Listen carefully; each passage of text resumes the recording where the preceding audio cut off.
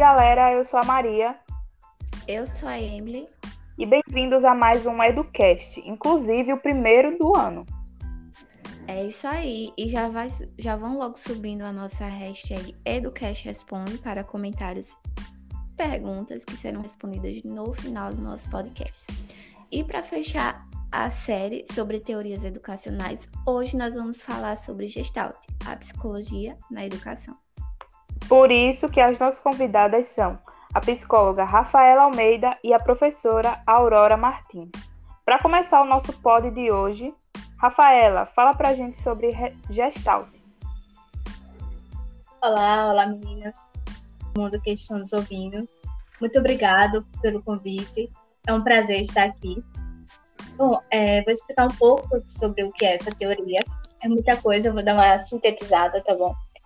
Então, a teoria de Gestalt é uma teoria criada no século XX. Um dos seus principais representantes foi Max Wertheim. Podemos pensar que ela recebeu esse nome por motivos de sobrenome de alguns de seus criadores, mas não. É conhecida como a psicologia da forma. Por quê? Observaram que a mente tem um comportamento bem padronizado ao perceber as formas vistas nos objetos, nas pessoas, nos cenários, enfim, em tudo o que enxergamos à nossa volta. Então, os gestaltistas afirmam que, ao receber um estímulo visual, nosso cérebro recebe uma excitação sensorial isolada, mas também vários sinais complexos que agrupam todas as características semelhantes, somando todas as partes do item visto. Com base nisso, percebemos os objetos em sua totalidade para depois nos atentarmos aos detalhes. Sabe uma situação que vemos essa teoria, por exemplo, é quando olhamos para o céu e vemos desenhos e formas geométricas das nuvens. Tá que massa! Não é? Acho que todo ser humano já passou por essa experiência, ou se não todos, a maioria. Então, logo, pensando nisso, a atividade e o comportamento do sujeito são determinados de acordo com o modo pelo qual vê e compreende a estrutura do elemento da situação problema. É um assunto muito pertinente, visto que nós conseguimos fazer analogia à nossa realidade. E pensando nisso, na nossa realidade, eu gostaria de saber, Aurora, qual é a visão da educação sobre esse conceito? Oi, gente, meninas. Primeiramente, eu gostaria de agradecer pelo convite de estar aqui com vocês, gravando esse podcast, ainda mais pela minha posição, que de alguém que está aqui para disseminar informações sobre um conteúdo tão bacana, tão importante e produtivo, mas que infelizmente é pouco explorado, né? Bom, a visão da educação sobre o Gestalt é extremamente positiva, tendo em vista que, assim como a psicóloga Rafaela comentou, a Gestalt ela nos apresenta o conceito de percepção como o processo de decodificação, ou seja, a interpretação dos estímulos que recebemos.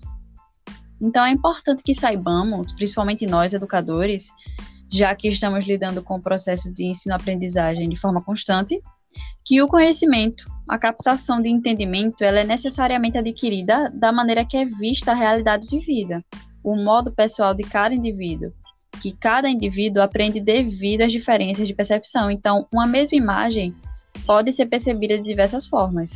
Isso explica o fato de algumas crianças visualizarem uma figura e ainda compreender de forma distinta tal imagem. É em discussões como essas que nós vemos a necessidade de criar um novo olhar para a educação atual, em relação à superação da educação tradicional, em relação à aprendizagem das crianças. Exatamente. Eu lembro muito bem que quando eu estava na escola, quando alguém tinha um pensamento diferente daquele que o professor tinha apresentado, ele era repreendido e estimulado a esquecer esse pensamento, né? E justamente falando nesse modelo arcaico da educação, principalmente a brasileira, como que a gente faz para aplicar essa teoria nas escolas? Olha, as interpretações de cada um tendem a ser individualizadas, como eu já falei anteriormente, mas a percepção por meio dos princípios de Gestalt são importantes para o nivelamento do processo de aprendizagem, uma vez que os estímulos são criados por nós, educadores. que já possuímos aí uma ideia de percepção mais comum dentro do cenário criado pela gente, né? Então, no processo de educação, eu acredito que o Gestalt pode ser aplicado da seguinte maneira. Primeiramente, conceituamos o todo.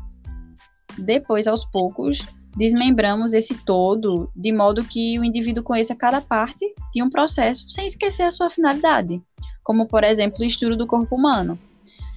O estudo do corpo humano é uma boa maneira de utilizar o conceito de Gestalt, porque primeiro é informada a função do corpo, ou seja, conceituamos o todo, e depois a função de cada órgão. Então é tipo um quebra-cabeça, né? A gente vê aquela imagem completa, mas cada pecinha que vai montando ela. Isso, perfeito. Analogia ótima aí para facilitar a compreensão. Olha, Maria, arrasando na analogia para facilitar, né, o conhecimento, né? Bem acessível. Bom, até aqui nós já vimos que esse conceito ele implica na aprendizagem, mas o desenvolvimento do ser humano, como que ele funciona segundo essa teoria? Bom, antes de responder essa pergunta, eu gostaria de abrir um parênteses para falar que nos comentários de vocês que a escola tradicional realmente ela abomina o erro, ela não lida bem com o erro. Então, o aluno, nessa teoria, ele vai aprender justamente com o erro, porque ele reinterpreta seus erros e acertos, compreendendo as razões das estruturas de um problema. Então, o teórico desse estudo, ele permite que o erro exista e é benéfico para o desenvolvimento da aprendizagem. Então, em vez de ser certo, né, o erro, ele se converte para a comprovação estrutural de hipóteses significativas. E voltando para a pergunta que você acabou de fazer, bom, é importante termos em mente algumas questões. A primeira delas é que a aprendizagem, nesta teoria, é um processo constante e ininterrupto, que depende das experiências do indivíduo. A segunda é que a aprendizagem e o desenvolvimento não depende apenas da ação do homem externo sobre o sujeito, da ação do mundo sobre o sujeito, mas também da ação do mesmo sobre o mundo. Então, como nós podemos ver, é uma via de mão dupla. A compreensão de um problema está vinculada a uma tomada de consciência de seus aspectos estruturais, que são os famosos insights. E o que são eles, né? Achar subitamente a solução para uma situação difícil. Sabe aquele estralo, quando você não sabe fazer uma coisa e depois vem à sua mente como que resolve? Exatamente isso, os insights. Então, o insight só é possível quando uma situação de aprendizagem é arranjada de maneira que se possa observar todos os aspectos. Se houver a omissão de qualquer um dos aspectos, não ocorrerá o insight. Portanto, não ocorrerá dessa maneira a solução. Então, existem várias formas de aprendizagem, como a gradação, a diferenciação, a assimilação, a redefinição, em que o indivíduo pode estar trilhando para aprender. E segundo o que a professora Aurora falou, né, que cada indivíduo aprende de forma diferente, justamente porque eles podem estar trilhando com novos caminhos, novas formas de aprendizagem. Mas isso aí é assunto para outros episódios do podcast. E eu já fiquei interessada nesse assunto aí.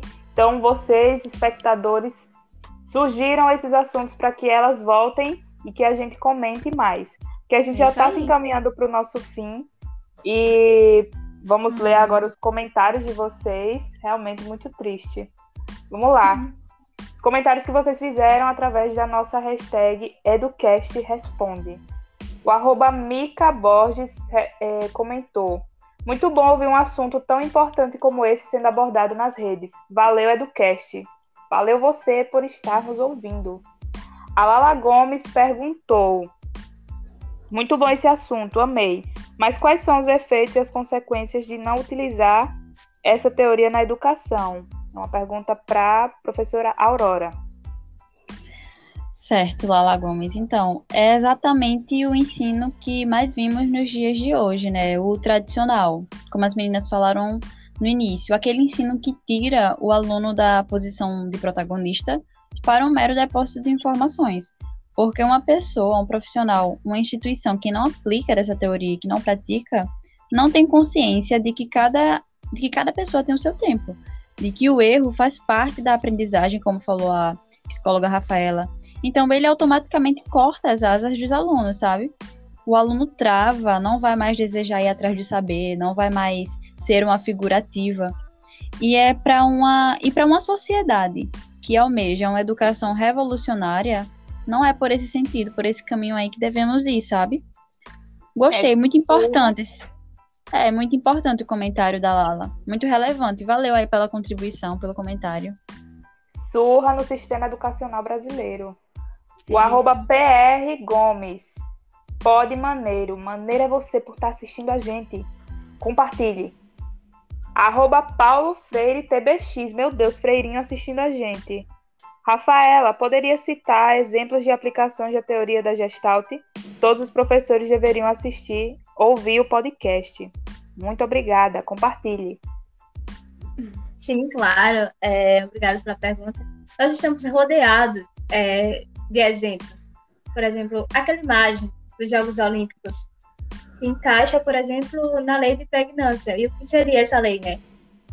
Da boa forma, da simplicidade. Então, você visualiza aquelas 5 esferas conjuntas, mas é só uma esfera, é algo simples que se complementa. Não tem rebuscamento para você entender. Então, seria um exemplo, outro muito famoso, o vaso de Rubin, que aquele vaso que você vê primeiro o quê? As faces se olhando ou o vaso. Então, isso se encaixa, por exemplo, num princípio de figura-fundo, né? Nós não conseguimos focar ao mesmo tempo, simultaneamente, na frente e atrás, no fundo da imagem. Então, esses são exemplos que têm o conceito de Gestalt.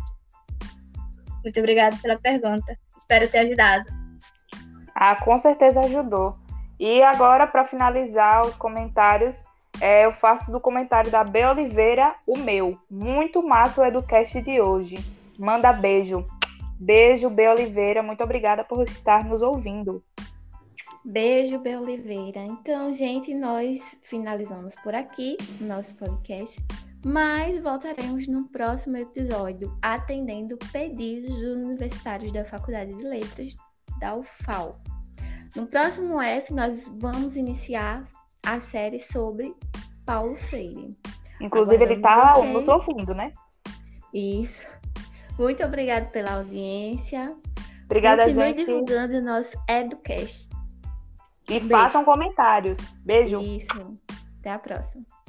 Até.